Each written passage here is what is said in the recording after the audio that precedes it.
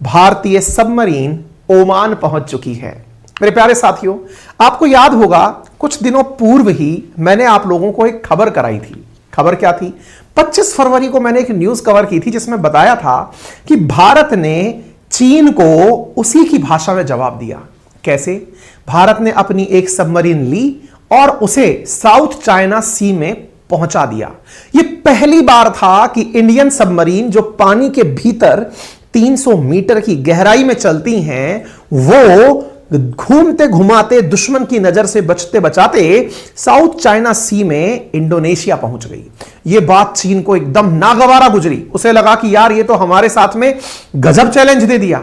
India ने कहा ये तो अभी ट्रेलर है, मूवी तो अभी बाकी है। तुमने जो इतने दिनों से मेहनत करके भारत के चारों तरफ स्ट्रिंग ऑफ पर्ल बनाई है, उसको तोड़ने के लिए तुम्हें डायमंड का नेकलेस पहनाने की तैयारी है। और उसी तैयारी में इंडिया ने अब एक और कदम आगे बढ़ा दिया है। इंडोनेशिया की खबर को पढ़े मात्र 5 ही दिन हुए हैं। इसी चैनल पर मैंने यह खबर कवर की थी। मैंने आपको बताया था कि इंडिया की कैसे सबमरीन वहां पर पहुंची है। इसकी बीच में एक और खबर आती है। First Indian submarine dock at Oman days after similar docking at Indonesia. मतलब जैसे हमने थोड़े दिन पहले इंडोनेशिया में अपनी सबमरीन पहुंचाई थी, वैसे ही भारतीय सबमरीन अब ओमान में जाकर के डॉक कर गई है। अरे भाई साहब, ये तो गजब चैलेंज दे रहे हो।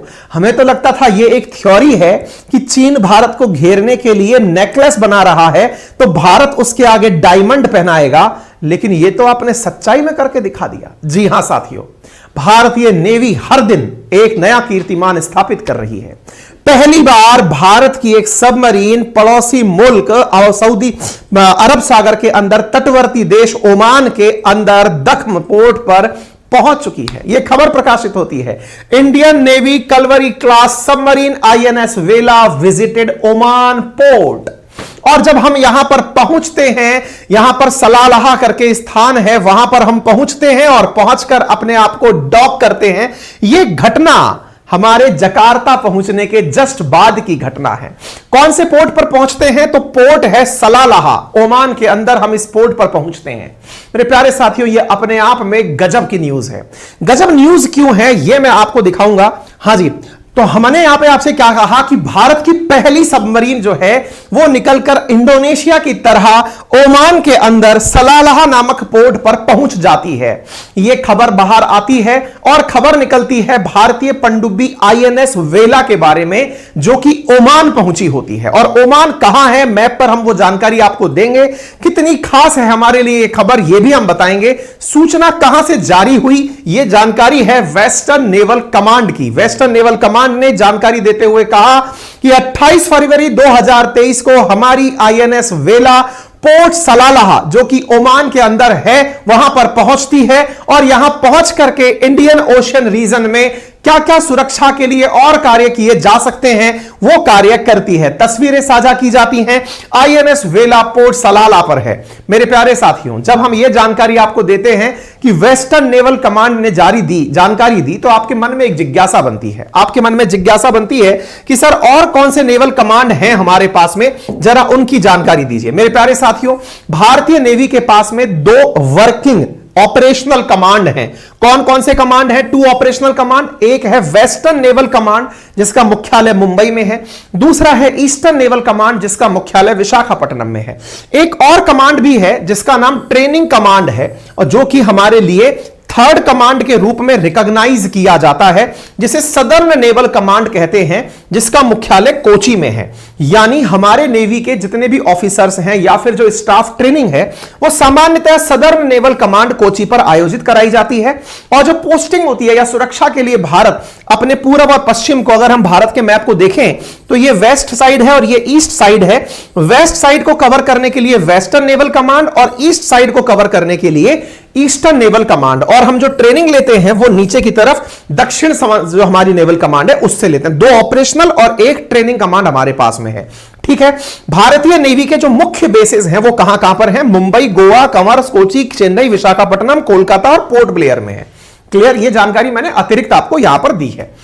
कौन सी सबमरीन पहुंची है? आंसर है आईएनएस वेला यहां पर पहुंची है। ठीक है साहब, अब जानकारी है कि ये ओमान है कहां जहां हम पहुंचे हैं, वो बताइए मेरे प्यारे साथियों। यदि आपको भारत का मैप दिखाई पड़ रहा हो तो मैं आपको कुछ जानकारी दिखाना चाहूंगा, एक बार के लिए देखें आप। देखिए साहब, ये भारत का मैप रहा। भारत के मैप के साथ में मैं आपको कुछ और जानकारी यहां मैप के माध्यम से देने की कोशिश करता हूं। जरा पहचानिए और पहचान करके चीजों को समझने का कष्ट करिएगा। देखिए साहब, आपको यहां पर ये पाकिस्तान का बॉर्डर दिखाई दे रहा है, ये ईरान आपको दिखाई पड़ रहा है, ये अफगानिस्तान आपको दिखाई पड़ रहा है। आपको फिलहाल जो मतलब होना चाहिए वो अरेबियन सी से होना चाहिए। अगर आप इस मैप को ढंग से समझ रहे हैं तो आप सारी व्यवस्था को ढंग से समझ जाएंगे, किसी प्रकार की कोई दिक्कत आपको नहीं आएगी। देखिए, अरेबियन सी से हम इस तरफ चलना शुरू हुए। हमारे जस्ट सामने यानी कि पश्चिम का पहला तटवर्ती देश जिसका नाम है ओमान, जिसकी राजधानी है मस्कट, हमने यहां से लेकर यहां पर अपनी सबमरीन पहुंचाई। आप में से कुछ लोग कहेंगे आहा गजब बात करते हो सर, यहां से लेकर यहां तक हम ना जाने जहाज जो है वो यहां से उठा के आर्कटिक से घुसा करके जिब्राल्टर स्ट्रेट से मेडिटेरेनियन ओशन से घुसाते घुसाते यहां ले आते हैं। इसमें कौन सा रॉकेट साइंस कर दिया हमने यहां पहुंचा करके? अरे भाई कर दिया, कर ये दिया किसी दूसरे देश के पोर्ट पर अपनी डिफेंस इक्विपमेंट को उतार देना। ये आपके उस देश के प्रति जो संबंध है, उस देश के साथ आपके जो व्यवहार हैं, उसकी प्रगाढ़ता को दर्शाता है। यह मजाक नहीं होता।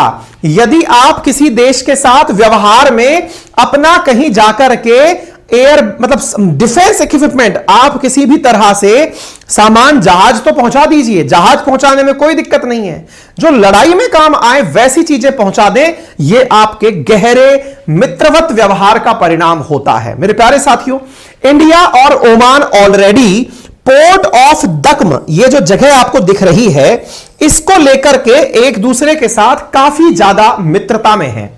मतलब यह बात है कि भारत ओमान पर ये जो पोर्ट ऑफ दक्म है, इस पर ऑलरेडी एक जॉइंट वेंचर कर चुका है।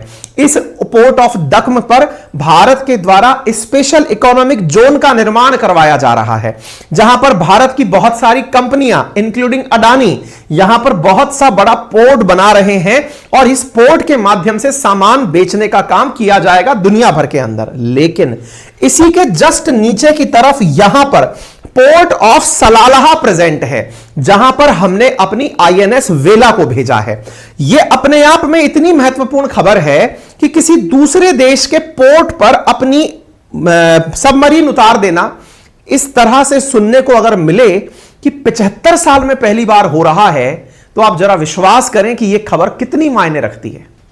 दुनिया के बहुत से देशों को आप सुनते हैं कि उसने अपना जहाज यहां पहुंचा दिया। हमने अक्सर चीन के बारे में सुना है, कभी वो हम्बन टोटा में कुछ टिका देता है, कभी ग्वादार पर टिका देता है। इंडिया ने अब उसी की फिलॉसफी से खेलना शुरू किया है।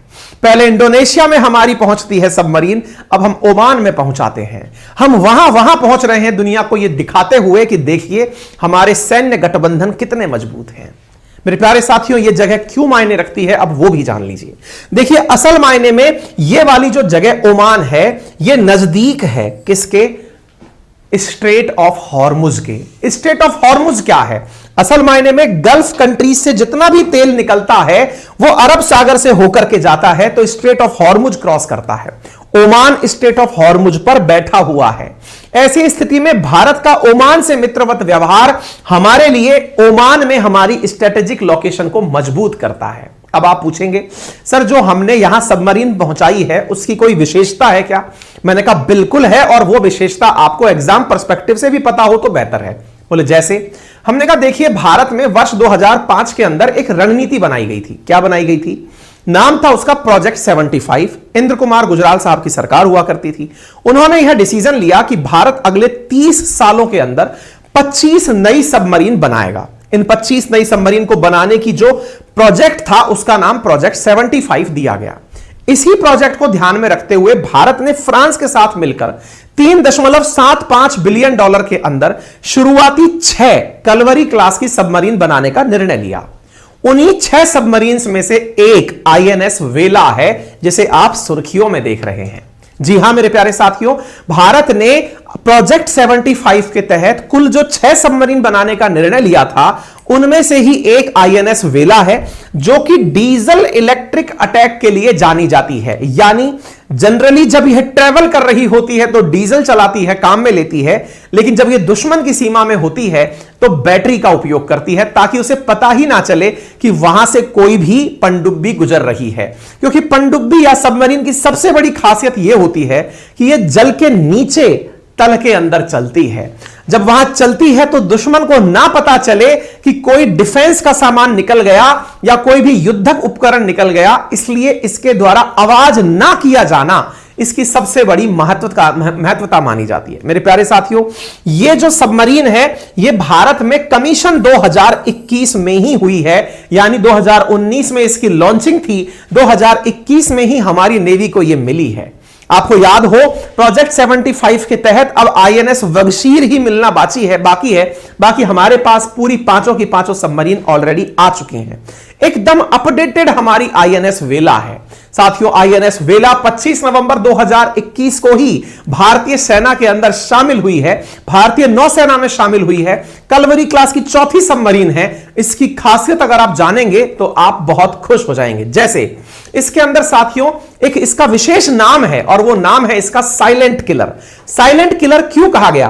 क्योंकि इसके बारे में किसी को पता ही नहीं चलता जब ये ट्रेवल करती है। बोले ऐसा कैसे?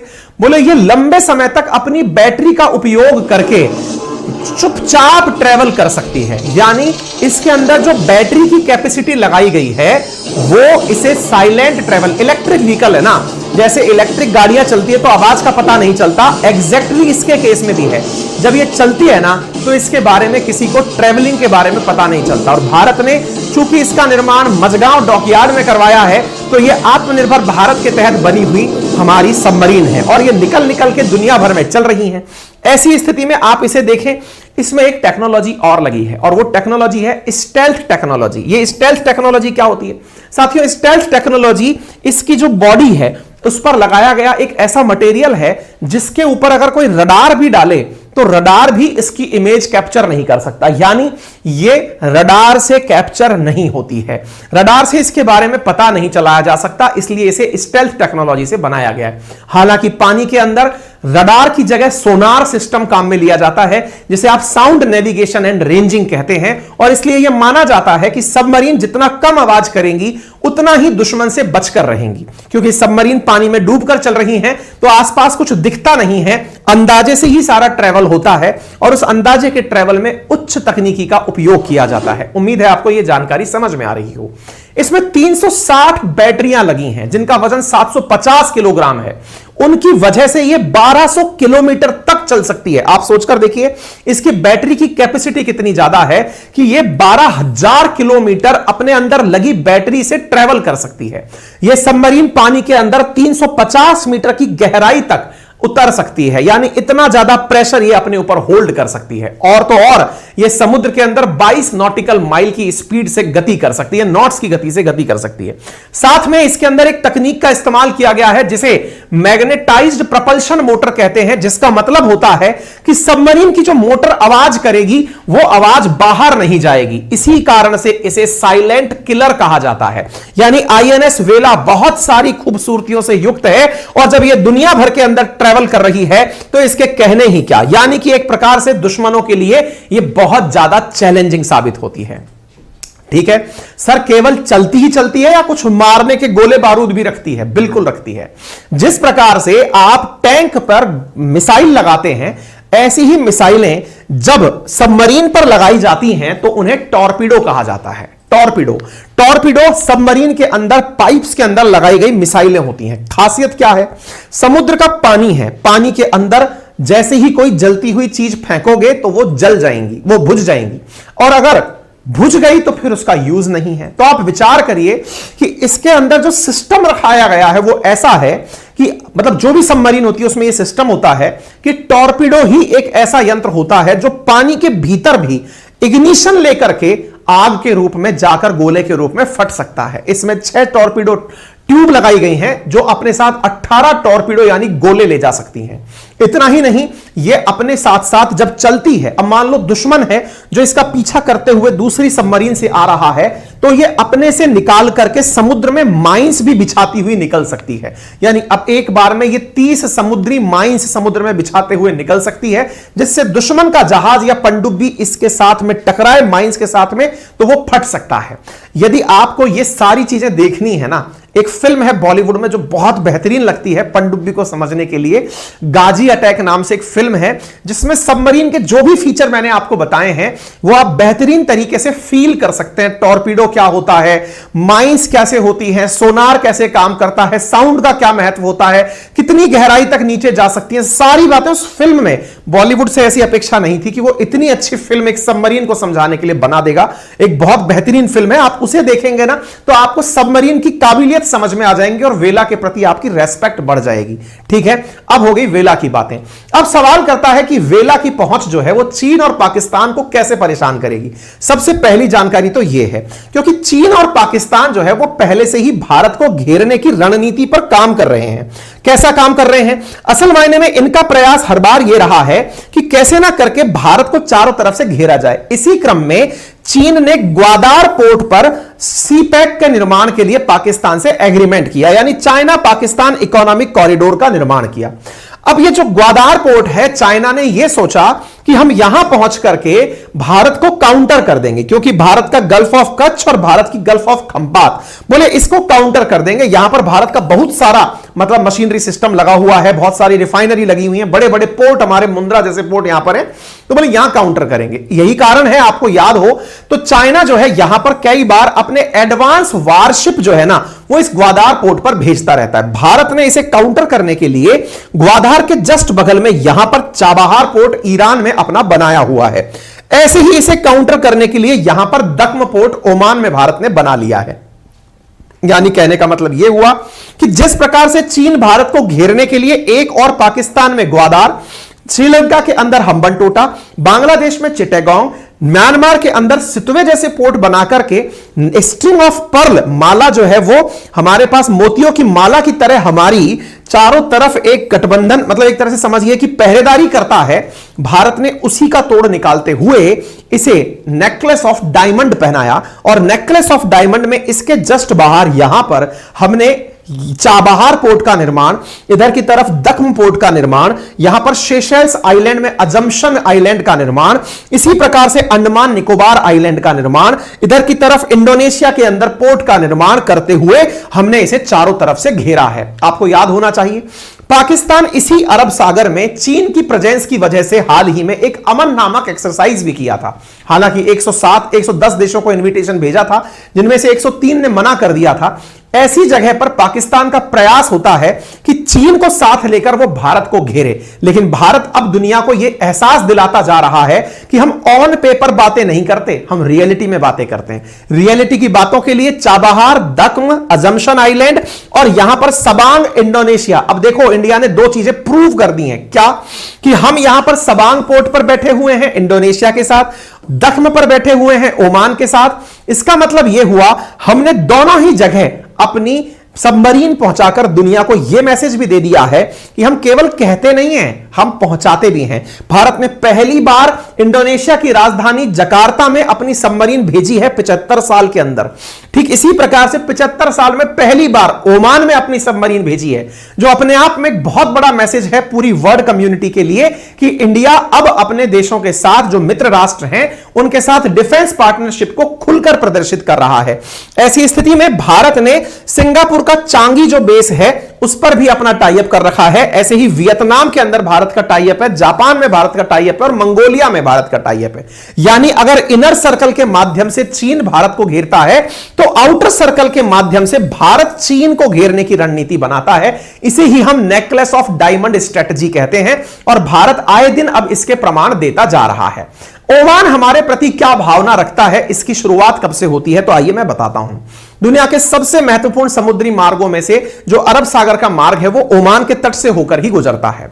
ओमान स्ट्रेट ऑफ हार्मुज के बहुत करीब है और स्ट्रेट ऑफ हार्मुज के करीब होने के कारण इसकी स्थिति बहुत ज्यादा मायने रखती है। अगर इसकी स्थिति को हम समझें तो भारत ने इसी की स्थिति को समझते हुए वर्ष 2018 के अंदर भारत ने ओमान के दख्म पोर्ट पर अपना एक्सेस प्राप्त किया था। यानी वर्ष 2018 में ही भारत को ओमान के अंदर प्रधानमंत्री नरेंद्र मोदी की जब ओमान यात्रा हुई थी तो उस समय हमें इस जगह की एंट्री मिली थी और हमने यहां पर अपने लिए इनसे कहा था कि हम स्पेशल इकोनॉमिक जोन बनाएंगे और यह हमारे लिए आने वाले समय में दोनों देशों के बीच काफी अच्छी रिश्तेदारी या फिर मित्रता की प्रदर्शन होगी। ओमान दौरे के अंदर ही हमने 8 समझौते यहां पर जाकर किए थे। तो पोर्ट ऑफ जो दख्म है इस पर हम लोगों को सैन्य प्रदर्शन इस्तेमाल करने की भी इजाजत 2018 में मिल गई थी।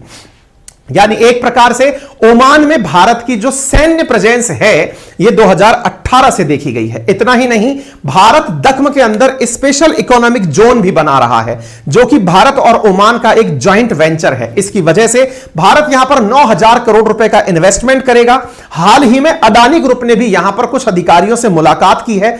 भारत अपने स्ट्रेटेजिक ऑयल रिजर्व भी दख्म पोर्ट पर बनाकर रखना चाहता है। आपको याद हो यूएई भी भारत के साथ स्ट्रेटेजिक ऑयल रिजर्व के जो टैंकर हैं वो बनाकर रखना चाहता है। इसी प्रकार से दख्म भी हमारे लिए महत्वपूर्ण हो जाएगा।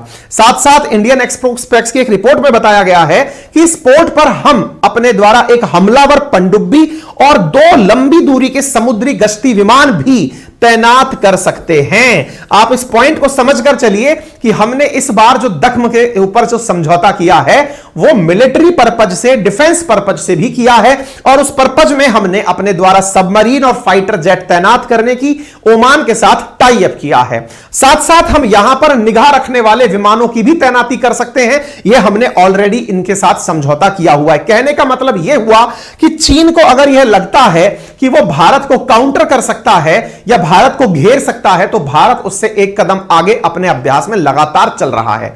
क्या भारत और ओमान की मित्रता नई है? जी नहीं। भारत और ओमान मिलकर के अपने सैन्य अभ्यास अल नगाह के नाम से एक सैन्य अभ्यास करते हैं। इतना ही नहीं, भारत और ओमान के बीच में ईस्टर्न ब्रिज वायुसेना अभ्यास भी किया जाता है और भारत की नौसेना जो है ना इसके साथ नासीम अल बहा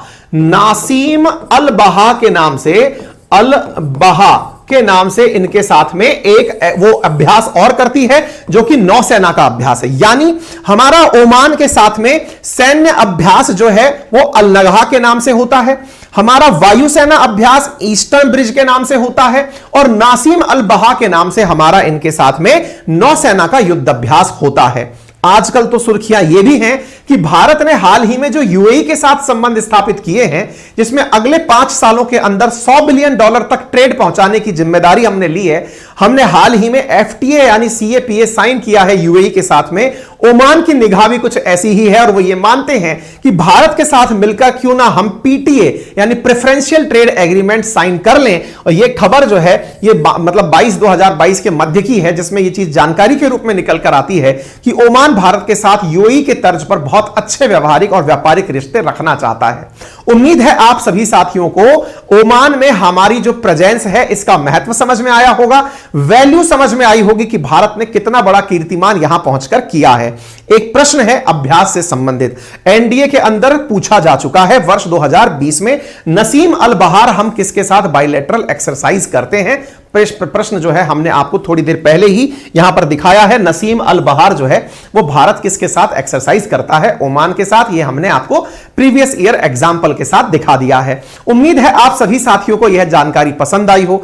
ज्योग्राफी की लोकेशंस यदि आपको बहुत ज्यादा मोटिवेट करती हैं तो मैपिंग की हमारी क्लासेस शुरू हो चुकी हैं जिसका लिंक इस समय आपकी मतलब स्क्रीन पर चल रहा है।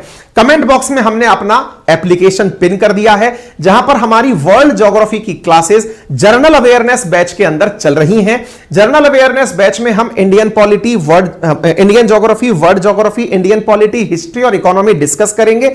उसमें जो वर्ल्ड ज्योग्राफी का सेशन फिलहाल चल रहा है उसमें हम साथ साथ मैपिंग भी लेकर चल रहे हैं। यदि आप किसी भी प्रतियोगी परीक्षा की तैयारी कर रहे हैं तो यह बैच वर्थ बाइंग है। मात्र 1999 में आप जाकर उसे एक्सेस कर सकते हैं। क्लियर? कंटेंट क्लास पूरी होने के बाद अभी टेलीग्राम पर डाल दिया जाएगा। साथियों, ये सेशन मंडे टू फ्राइडे ही है, सैटरडे संडे ऑफ रहेगा, पेड क्लास भी ऑफ रहेगी और ये वाली यूट्यूब क्लास भी ऑफ रहेगी। लेकिन आपको आरएनए के ऊपर कुछ इंपॉर्टेंट वीडियोस काट काट कर हम डालते रहेंगे ताकि आपका कंटिन्यूएशन में रिवीजन होता रहे। ठीक है, बाकी आप में से कोई भी साथी अगर जुड़कर पढ़ना चाहता है तो हमारा जो हमने आपसे कहा ना स्टैटिक जीके का, जिसमें हिस्ट्री, ज्योग्राफी, पॉलिटी, इकोनॉमी चारों सब्जेक्ट हैं, पूरी 1 साल की वैलिडिटी के साथ कोर्स शुरू हो चुका है।